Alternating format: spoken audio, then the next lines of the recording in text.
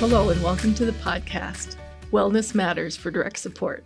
This is a podcast developed by the University of Minnesota's Institute on Community Integration. It's focused on the importance of health, wellness, and self-care for direct workers. My name is Chet Cheddar. I work at ICI as a national workforce consultant, as well as I'm one of the co-editors for Frontline Initiatives, which is a magazine we publish along with the National Alliance for Direct Support. I'm here with my colleague and co-host, Mark Olson. Hi, I'm Mark Olson, as Chet said, and I am a trainer, curriculum writer. I have been a direct support professional for many, many years, in the past in recreation, residential supports, vocational and advocacy support, and currently for a family member. Today, we are going to talk about trauma-informed care, and I'd like to introduce our guest, Olivia Kaplan. Olivia has her MSW specializing in mental health and addiction. She works for Carey Services in Indiana as a life success coach. Carey Services received a grant from AWS Foundation to develop the Life Success Coach program, using a trauma-informed care model with the goal of reducing turnover and increasing the independence of individuals receiving support from Carey Services. Olivia was hired in October of 2020 as a life success coach. Now, Olivia, our first question is, how did you become interested in trauma-informed supports? Hi, yeah. So my background is in therapy. I did case management and home-based case management, home-based therapy with DCS and probation clients for quite some time before I even entered the disability services world. And so a lot of the work I've done in my professional life has been in the realm of dealing with trauma, people experiencing a lifelong history of trauma, or sometimes just moments of trauma in their life. And so that was a big piece of it. And I think my own history with childhood trauma, experiencing just a lot of things growing up, and resilience, and those protective factors that kind of balance out some of the things that maybe you experience as traumatic events in life. When we think about ACEs, adverse childhood experiences.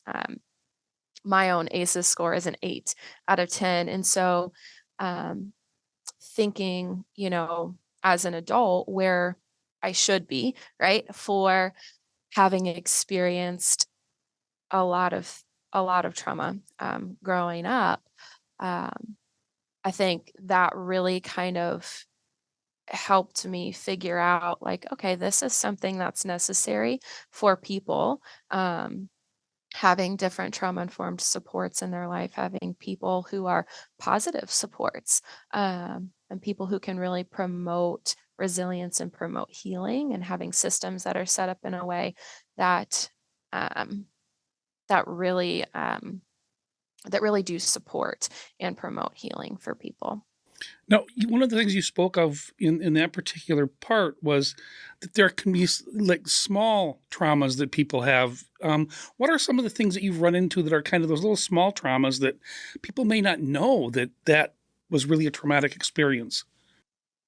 I think when we think about like the difference between some things that are kind of these like quote unquote big T traumas and like little T traumas, maybe they're things like moving to a new community, right? And being really lonely and not having support or not having friends, not not having anybody in your life that you can talk to.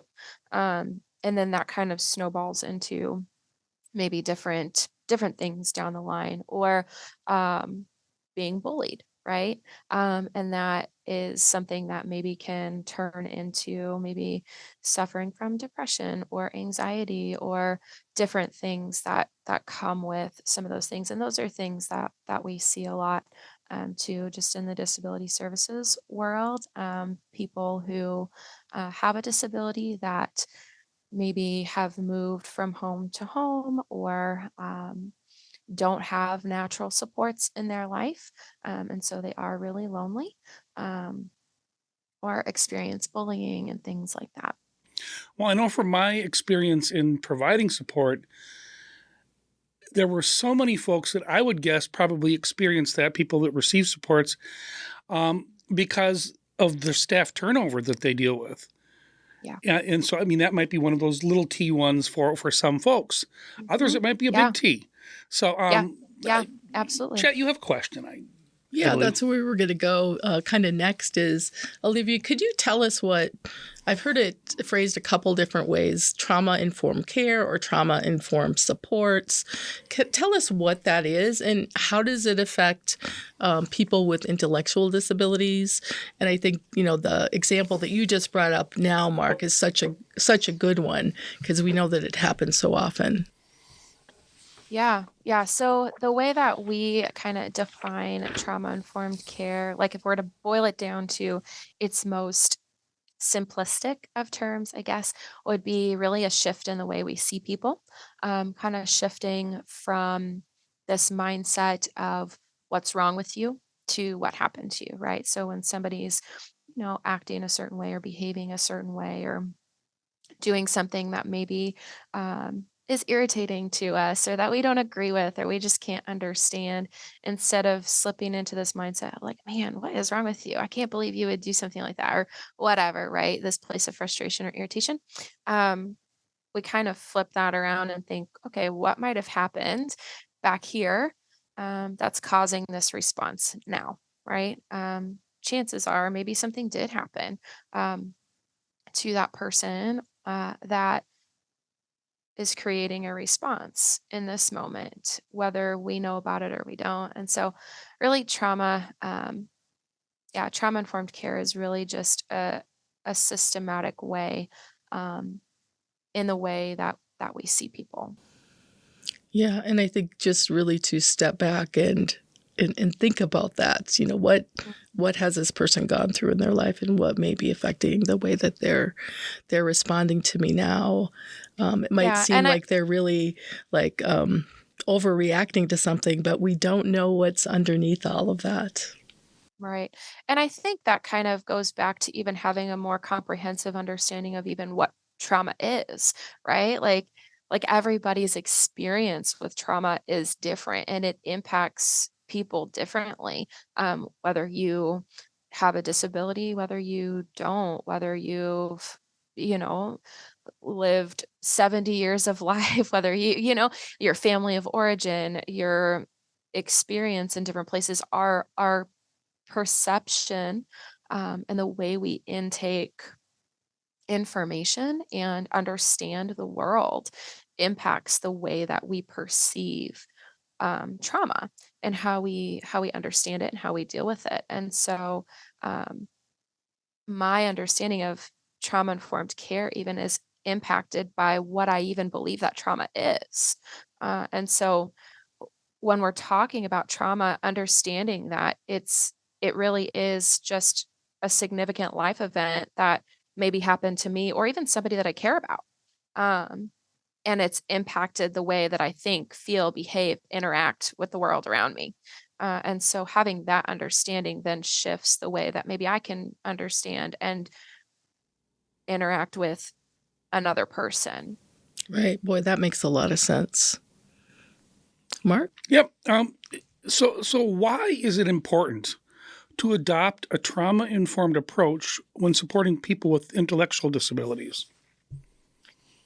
Yeah, I think, well, that's, I think, a multifaceted question, right? I think We it have seems time. simple.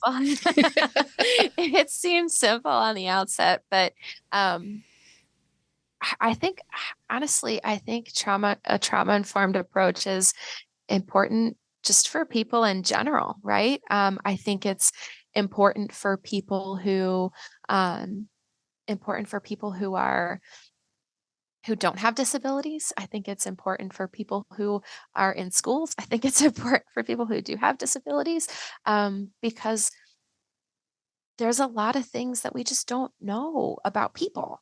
I mean, for people who have disabilities, like a lot of times we do know a lot of stuff that's happened in their life, because we get, when they come to our agency, we get a PCISP, right? Their person-centered, their support plans, right? We get their behavior plans. We get all this paperwork and all of these plans that come with people, that sometimes outline a lot of really personal details about their life and help us to care for them and to treat them in a way that is really informed by what's going on in their life.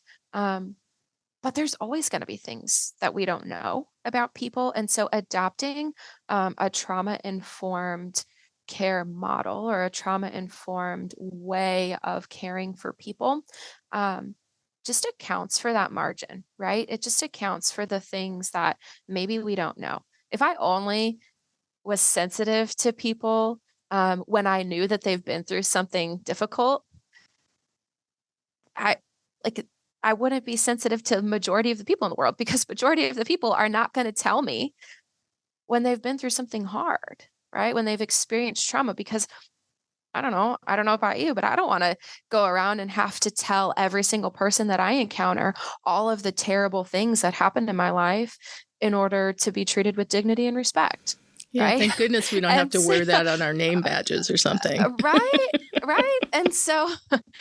And so especially for people who have disabilities, sometimes cognitively, they don't have the ability to share some of those things, maybe verbally, their verbal ability, maybe they communicate differently. And so there's a barrier in that communication to us when they're talking with us, or when they're communicating with us about things that they've been through. And again, sometimes they just don't want to tell us.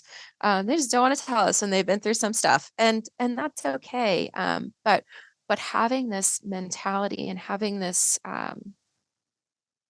this system of care where we're trauma informed helps us to care for people in a way that understands, okay, majority of people in the world, it's like 70% of people in the United States have experienced at least one traumatic event in their life.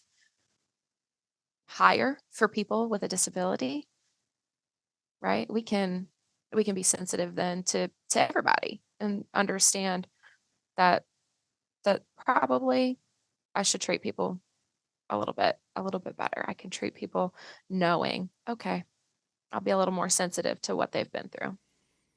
Yeah, I bring this back to listening to you share this. It ties so closely to some of the person-centered thinking philosophies that I train folks in. Yeah.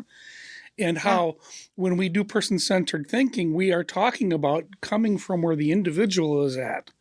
And they're driving the bus. This is, we need to learn about each individual. Now, when I joined, when I got into the field back in the 1980s, this was not really something that was talked about. And I'm sitting here thinking, and I'm going, oh my gosh, did I do some things in the past in providing support that probably weren't the best things? But it was what we did at that time. Sure. I ran into some individuals that, had been in institutions. Talk about some trauma that they'd experienced, and talk about some of the behaviors, as it were, or the ways people were communicating that they needed to do something through that communication, that action instead. If I had trauma-informed care in place back then, I would have done things so much differently. Sure. So I appreciate hearing that from you, because it makes me feel that we are at least moving in the right direction. Right. I think about stuff like that, and I think like, okay, so I didn't know back then, right? And I can't, like, you're not faulted for what you don't know, right? Like, well, I can't know that. I can't do what I don't know. But when you know better, you can do better, right? Like, now that I know the information, maybe I could do something with it. And I think that's really the most important piece. Yeah, for sure. Olivia, could you tell us how the organization you work with came to provide trauma-informed support? Yeah, so you had kind of mentioned this, but it started as this grant-funded initiative. So AWS Foundation really is a big supporter of trauma-informed care and trauma-informed supports. And so they really partnered with us and provided kind of the first, really this first leg of the grant. And we're actually in our phase 2 process now to really kind of pilot this program because it hadn't we hadn't figured a different place or hadn't seen a different place where this had been really done in this way yet. And so our agency kind of knew that something was going on, and had kind of seen different things within the agency. They were like, okay, this is not right, or this isn't going well, or this, we're struggling here and we're struggling here. And we're seeing a lot of like this kind of common thread of people struggling in this way. And so they weren't exactly sure, like, what to do about it. So they did some research and some kind of digging, and this was kind of the model they came up with, right? Was this idea that supporting people via trauma informed supports would be really beneficial um, in a lot of ways. And we know that that's the case when we look at the way that they're doing trauma informed care in schools. Um, a lot of elementary schools and across the country have implemented trauma-informed supports and trauma-informed care models, and that's proven to be really beneficial. So why would we not do that here, right? And so the grant initially kind of outlined in the beginning, like working with individuals, right? Like we're gonna start with individuals. We're gonna do that, and when I started, like ideally that's a great idea because individuals do need that support and do need um, kind of that one-on-one or even like kind of a broader spectrum of support that's trauma informed. But very quickly, I realized that that approach was unsustainable, right? Only working with the individuals that we serve um, wasn't gonna do it if our DSPs weren't using a trauma-informed method, right? Because I'm only one person for our 220 employees and one person for the, you know, 500 plus people that we serve, right? And so how do we create this like complete culture change in our organization where trauma-informed care and providing trauma-informed supports and being a culture where we are trauma-informed is important. And so recognizing, okay, we need to work with our DSPs to train them on how to be trauma-informed and how to address, the things that are going on in their lives and provide support and resources and training to them on what it means to be a trauma-informed environment and provide that to individuals. Supporting our middle management and training them on culture and creating that culture for the DSPs that are on their teams and kind of and figuring out like where do we start with that. So I decided to start with middle management because we had the most struggle there. um, they kind of were the crux, right? They're always middle management are always the people who kind of get caught in the crunch, where they get those top down directives and they get like the kind of the junk from the bottom up. They receive all the complaints and they get all the directives. And so kind of empowering our middle management and supporting them in a way where they felt like they could implement this kind of a program and they could do that with their teams and they could empower their DSPs to do that. And they could support the individuals that were on their caseloads and things like that. So that's kind of the really really short version of how our organization came to providing kind of trauma informed supports. But yeah, we developed a framework, an implementation framework model that kind of goes through this wheel and a process. I have an advisory committee for the program and the development and things like that. So it helps kind of with some oversight and direction. I Yeah. just love that really looking at what are the DSPs, the direct support workers and professionals, what do they bring with them? And we all bring something, with us, Yeah. as you said. And sometimes that group of people are kind of overlooked, and we have to think about one another as coworkers of what we've gone through, what our life has been like, and what some of those things might be. So I really love that the organization really looked at not just the people served. Mm-hmm. Yeah. All right, now comes the fun part. This question is one that gives you the opportunity, you're from the Midwest, because we talked a little bit about that earlier, as are we. We don't toot our horn enough. We just don't, being Midwesterners. So here's a chance for you to talk about some of the successes that you have had with this approach at your organization and personally.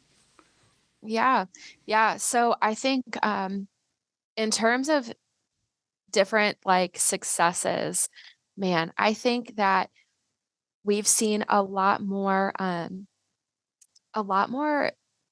just relational success among different people within the organization. When I look at relationships, specifically, for me, that was a big deal to me, was being relational with people and being approachable. I see a lot of people taking advantage of resources and things that I offer, being connected to community resources, being connected to different support services and things like that that we're able to offer through this program specifically. And that's a huge success to me. Things that, might otherwise cause people stress and anxiety with their job, whether it's, I can't get to work because of transportation, figuring out childcare, those kinds of things.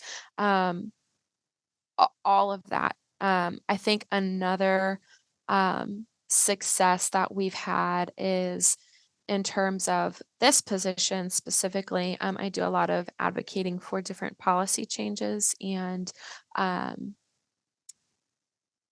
accessibility within our policies at the agency, within our agency at that level, so that our DSPs maybe have better, I don't know, some of our DSPs struggle to follow policies because either the policies aren't accessible to them or they're too high level, right? We write all of our policies in this legalese. And so myself as a master's level clinician, I look at this 12-page document that has all these humongous words in it, and I'm like, do I really need to read that? Do I want to read that? Can I paste that in Chat GPT and say, summarize this for me? Right? How are some of our DSPs expected to follow things that they are not, one, maybe not able to read, two, can't access? So I think that's been a big success too, is figuring out different ways to simplify and make things accessible for our DSPs so that they know what they're doing. Yeah, why do the executives why are they the only ones that get the executive summary? Right? I want an executive summary of Right. literally everything. At every level, and it should be written. It should be written at a Yes. language level that people who are English language learners, people who may not have that legal background, can understand. Yeah. So I had read something once that nothing should be communicated above a 6th grade reading level. And I think I was at a conference when they were talking about communication. And I thought, man, we really need to work on that, because there's a lot of things that I'm like, I know that that's above a 6th grade reading level. When we write the curriculum work that I do, we write to a 6th to 9th grade level. Yeah. We try and keep it around 6. Sometimes just because of terminology. Basically, we do write 6th to 9th grade level. And the one thing that comes into play is sometimes there's terminology that needs defining. And so we'll define that in a better language to try and help people understand. So you're talking the same thing. Yeah. The same basic concept. That in itself can be a trauma for some people, not being able to understand.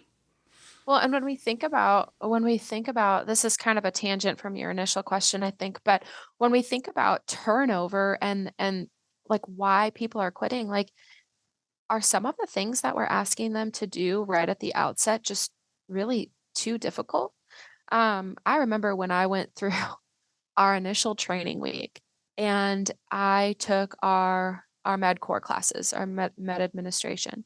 And the second med core class, med core B, it's all, psychotropic medications, understanding med interactions, these kinds of things. And I was like, and this is mandated by the state, right? Like if you can't pass it within 3 times, you cannot work here because you have to be able to pass meds. And I just remember I had graduated from grad school in May of 2019. And I started here in October of 2020. So I wasn't that far removed from my graduate education. And I was sitting in MedCore and a MedCore B. And I just remember thinking, oh my gosh, I took an entire semester class in my graduate school on what they're teaching in one afternoon in MedCore B. I took a whole semester class on this in grad school. Like, what?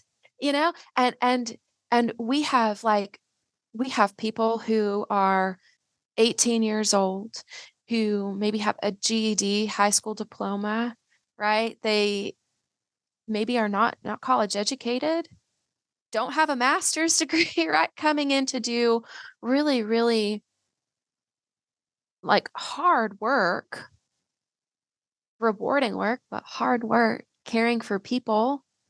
And I'm like, dang, this is a hard class. Well, and Like, that person is really, it's like, do they even want to finish the course? Do they want to stay and work there if they can't right. understand the material they're being asked to learn? So, And I will say, like our nursing staff, our health office, our nurse who teaches MedCore does a phenomenal job at like really making it understandable, and she'll sit and study with them and give, like, she does a great job of really breaking down the information. But I mean, there's some stuff that like is just difficult. Names right. of medications, there's no easy you're not changing that, like, I still no get them all wrong. So. I can't even pronounce the names of the medications that I take. So, I'm with you. I'm like, oh my gosh. And so it's just, yeah, it's just challenging. And I think, I don't know, man. There's so many things that, if it feels defeating from the outset, how do we then on the back end, with this program and kind of helping, how do we help to set people up for success? How do we help them kind of have this sense of belonging here so that they're like, okay, man, even though that was hard, I know that people here care about me. I know that I'm valued here. I know that I have something to contribute. I know that I'm doing good work. I know that, all of these things. Yeah. It's a safe place. Exactly. People are there to care about you. You're part of the community. Well, exactly. And that helps us celebrate the successes too. And I think that's another thing that we forget to do quite often. Celebrate that success. Right. When somebody finishes that MedCore course that you're talking about, celebrate that with them somehow, Yeah. And it's like simple things like that are going to really help with I think the concept of making people feel welcome and valued and appreciated, as you had said. So, and I think that kind of goes back to like thinking and talking about when I said at the very beginning, this, idea of just being relational. I can't celebrate with you if I don't know you, right? Yes. If I don't know that you've been struggling, whether it's with, a class in training or even just in your personal life or with something that you're dealing with somebody that you're supporting or whatever it is. If I don't know that, if I don't know you, I can't celebrate a win with you, right? I can't help you navigate something that's hard if I don't even know that's going on. And so I think, so much of this job and so much of this program is about proximity. I can't create an environment for people. One of we developed these, well, we didn't develop the 5 principles, but that's a core piece of the program, right? And so within this program, safety, choice, collaboration, trust, and empowerment. And so I can't effectively do those things, right? I can't create an environment that has those things if I'm not getting to know people. If I'm Do not me a in favor and relationship with share those people. again more Yeah. slowly. The 5 principles. Yeah. Safety, choice, collaboration, trustworthiness, and empowerment. And so those are great cores to live by when you're working with any human being. Yeah. So I really appreciate that you shared those again, because I think that does help people kind of tie it to even some of the other resources that they might have, and show how these things all work together. So, Chet? Yeah, I was wondering, what have been some other important lessons learned as you've been providing this? Yeah, I think, gosh, we've learned so much. We're entering into the 4th year, the second phase of this process, and I think the biggest thing is it's really all about the culture.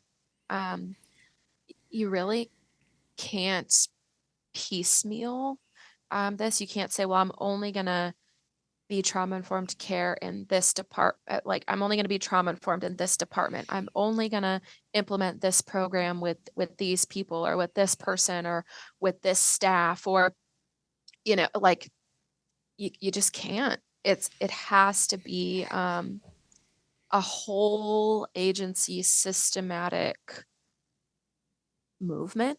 And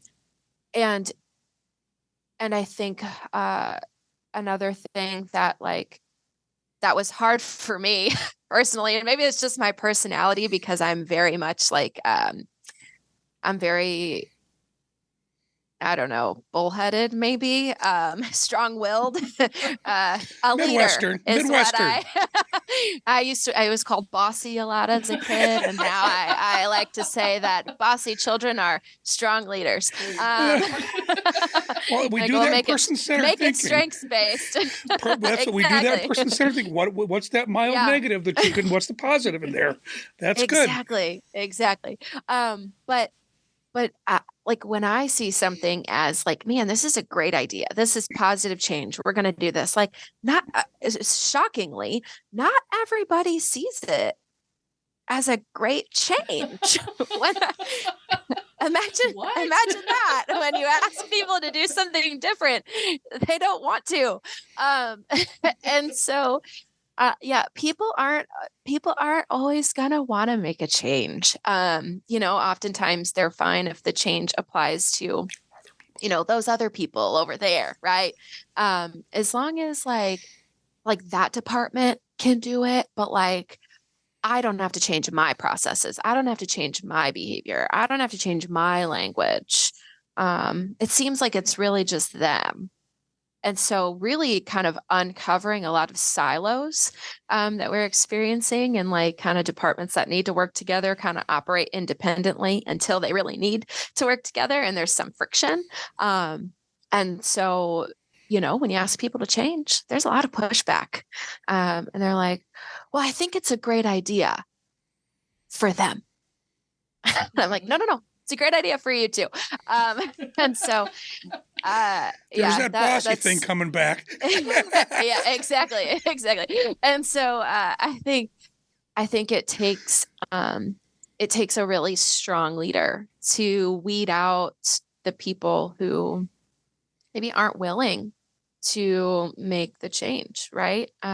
You're always going to have people in your organization who just don't want to do it. And you have to decide, like, you got to determine what's more important. Do we want to move forward with this initiative?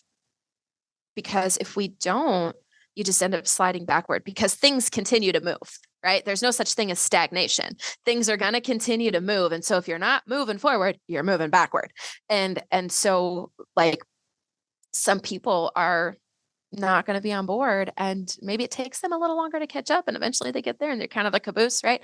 But you got to have somebody who's really strong and willing to have hard conversations. I think that's so critical. Willing to say to people, hey, like this is what we're doing, right? Just I think a lot of times there's a misconception between with like being bold and having hard conversations, and people are like, well, that's not trauma informed. Well, no, it can be. Um, sometimes having the hard conversation is the kindest thing you can do for somebody, right? Like sometimes being honest and telling somebody, hey, this is an area that we're really struggling in. I need you to correct it. I need you to course correct because this is where we're going to. And I need you to figure out how you're going to get there, right? Sometimes it's the most kind thing you can do rather than just leaving them in the dark. And then all of a sudden, you guys are miles ahead and they're like, wait a second, nobody told me, right? Nobody told me that what I was doing was not aligned with where we were going. And so I think a lot of those things have been big lessons for us in figuring out how to get people um, from one place to another. And it's still always a work in progress, right? I'm Because people are curious. people I'm are people. curious. Some of the Yeah, people that are the hardest ones to get on board, do they eventually become sometimes your biggest advocates? sometimes. Yeah, Yeah, I've yeah, run into that before as well. The other thing that I've yeah, also run into is that sometimes turnover is positive.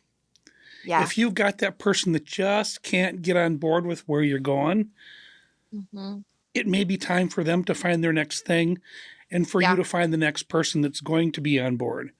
And that yes. can then help turnover in the end. So, Right. Exactly. yeah. You're exactly right. And having those conversations, right? Like Yeah. like me, I'm usually the one who has to like bring that. So my position's unique in that I am my own department. My program is a standalone and nobody reports to me. Occasionally I have practicum students, social work practicum students that will come in, but I have no direct reports and I report directly to the CEO. So I also kind of operate as like this in-house consultant where I see different things that are going on in different departments and I'm able to kind of say, hey, this is not working great, or this is kind of the pulse of the organization, or this people are unhappy with that, right? And I can say, we need to do something here, right? Like this is not aligned with where we're going. And it's not really my position to have a conversation with this person, but you as the CEO, you as the head of the agency can address that and that can be impactful, right? Absolutely. And that leads us to the next question. Mhm. How does a trauma informed organization support direct support professionals? So, um, yeah, there's a lot of different things a lot of different initiatives that I think we've really tried to put in place for people so that they feel supported.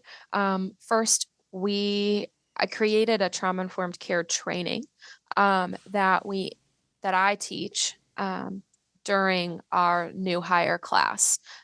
So every single one of our new hires, direct support professionals, and any staff that comes in. So admin staff, early head start, anybody that comes into our agency receives that trauma informed care training. So they learn about trauma, they learn about trauma informed care, they learn about those 5 principles that I mentioned, and how do I apply those in our day to day? What does trauma look like when it shows up? Right? What does a trauma response look like when it shows up in somebody that we're going to be supporting? And how do I navigate some of those things, right? Some tangible pieces, and that's one way that we can really support our DSPs is by empowering them with some of that knowledge, right? I can't expect them to be trauma informed and to support people by being trauma informed if they don't even have the knowledge. So that's one part, and then also by me being accessible to people. I make it a point to go visit our DSPs, to talk with our DSPs, to build relationships with the people that we employ, so that they know that they can come to me if they need resources, support, access and connections to community partners, whether that's for housing, for food assistance, for transportation assistance. They need help finding childcare, whatever that might be, counseling services in the community. Um, all different kinds of support, and ongoing support uh, can kind of be channeled through this program. Um, I talked a little bit about this, but doing some of that advocating for some of those policy changes and different things that maybe don't really make sense for our DSPs. Or if I'm working at a residential home and not at day services, maybe those policies need to look a little bit different because I'm providing different services, right? Um, I think another thing that I kind of mentioned, just kind of bringing consistent issues to the forefront. A lot of times, there's such a disconnect from like C-level executive management a lot of times and our DSPs. They don't always feel like they can go to our admin people and say, hey, this is problematic for me. Maybe they'll go to their manager, but there's 5 levels in between a DSP and our CEO. And so, kind of, if they have that relationship with me, I can help bridge that gap. Um, I think also just, working on engagement strategies, appreciation efforts, helping people feel like they are appreciated and they are valued, and that, if they don't feel valued by anybody else, they can feel valued by me, right? And I think that that's a really really big piece for me, with our DSPs, and being trauma informed is like they'll feel valued by me, and I hope that they feel listened to by me. And so one of the things that I heard there is that you've become and you connect people to resources that can help them in their broader life as well, Hmm. which I think Hmm. is really also a part of it because those traumas that a DSP might have might be about, I lost my daycare. How can I find some Yeah, childcare? yeah. Those kinds of things. And so being a resource there, my car just quit working and I need it for work to take people to the grocery store or whatever. Hmm. You know, how can I Yeah, get it fixed? And finding those things that can help with those things is I think a really good addition that the organization can do. So yeah. So kudos on much that. that's happening. Yeah, thank you. So much that's happening in someone's personal life impacts our work life, right? And if I'm living paycheck to paycheck, I can't afford for my car to break down. I can't afford to miss a day of work you know, because my kid is sick, right? I can't, there's so many things that impact that, that then, that retention piece, that turnover piece, that, well, I might as well just throw in the towel because I keep missing work or whatever that might be. So, how do we come up with some different solutions for people, so that we can be a little creative, right? There are resources out there. There are connections in the community that can help people solve some of those more immediate issues and long-term issues, that impact not only their personal life that are kind of challenging to deal with, but also impact their work life and then in turn impact the individuals we support. Olivia, Mark just asked you about some of the things that your organization was doing to support the direct support professionals. Can you tell us what sorts of trauma and things are you seeing in your staff members? Yeah, so I mean, we see literally every kind of social problem you can think of, right? I talked a little bit about some of those more tangible needs, food insecurity, housing issues, childcare, transportation.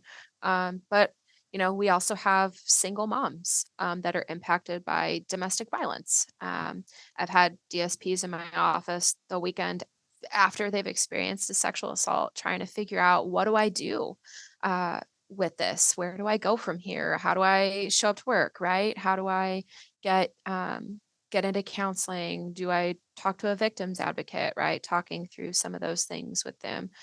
We have DSPs who are veterans who are working through some complex things, right? DSPs who are grieving some excruciating losses, and still showing up to care for people, uh, people experiencing generational trauma, um, battling chronic mental illness, um, all sorts of things that kind of impact day-to-day life on a deeper level, that then kind of translate to needing more long-term support. And so connecting people to local counseling services in our community, or local domestic violence shelters, things like that, so they can get the assistance that they need. Yeah. People are going through a lot of different things, and to be able to come to someone and talk through those must be extremely valuable. And again, as I said earlier, just that safe place where you know that you can talk about those things and get the support that you need is really invaluable. I would also think that, we know that some of the people that we support sometimes, again, show their communication through challenging behaviors, and that might be triggering for some Yes. staff members. And how do you support staff members who are kind of juggling that and trying to figure out, where's the best place for me to work? Right. Yeah. So that's one of the things that I address actually in the trauma informed care training that we do right at the beginning, when they first show up to our agency and they're going through that new hire training. I have created that new hire training on trauma informed care to be very discussion oriented, for that reason, right? To be about like, okay, so how do you handle things like that, right? Because, let's say I'm struggling with this thing that's going on in my personal life, right? And maybe I'm getting into fights with my partner every single night, and it's really, really hard at home. And so I come to work the next day and I'm stressed out and I'm tired, and I don't feel good, and I'm super reactive because that's how my brain has been trained to function now, Right. right? Because I'm in this really contentious relationship. And when someone maybe yells at me at work, right? And an individual I'm supporting yells at me at work, man, what do I do? How do I respond to that if I'm used to yelling back, right? Right. Or if I'm used to just leaving, just walking away. Well, I can't do that if that person needs 24/7 supervision. That's not an option for me, right? And so Right. figuring out, how do I juggle those things? How do I address some of my own things, or how do I maybe kind of make this like mental separation of, okay, this person is not the person that I'm having these feelings towards, right? Or how do I manage my own emotions? And so when we go through training, I talk a lot about managing personal stress, finding ways to manage my own stress, finding healthy coping skills, figuring out what works for me.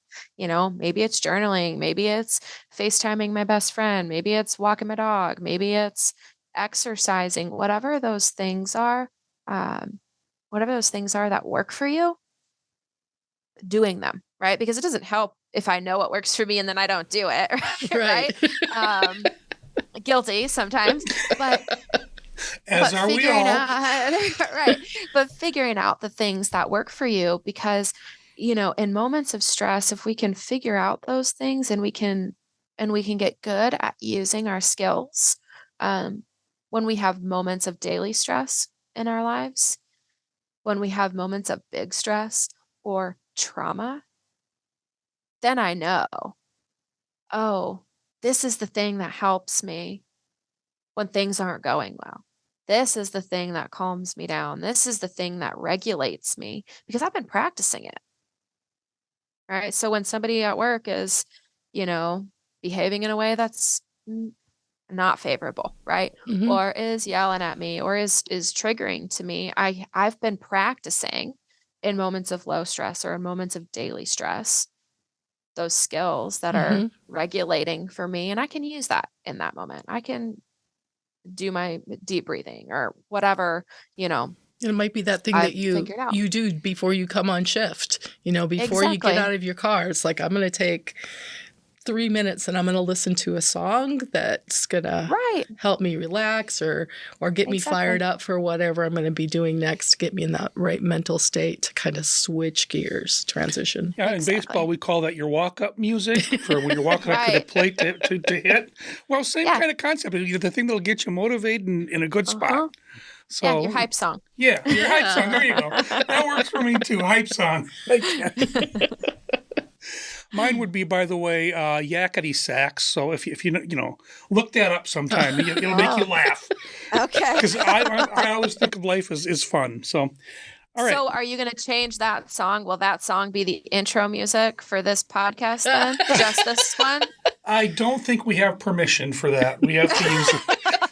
We use It's got to be like under 15-second clip in order to use it, Yeah, or something like that. Copyright laws. We don't have Right. copyright for that. No, That'd be great, though. it would be hilarious. All right. Anyway, so Olivia Kaplan, we would love to thank you for joining us today and sharing about trauma-informed care and trauma-informed support. It's been a gas, actually. So, everyone out there, thanks for joining us. I hope you enjoyed this as much as we did. Tune in for future episodes about taking care of our physical and mental health needs as direct support professionals. All our episodes are available at Spotify and Apple for free. So check out the podcasts there, or you can go to ici.umn.edu and look us up. Just put in the search Wellness Matters, and it will pull up our actual page at the university, and you can click through, subscribe, and you'll be ready to go. We also invite you to listen to other podcasts for direct support workers, also developed at the Institute on Community Integration. Take a closer look at Frontline Initiative, where there are some more podcasts for you. Wellness Matters for Direct Support is for the health, wellness, and self-care of direct support professionals because your wellness does matter. Thank you, and we'll see you on our next podcast.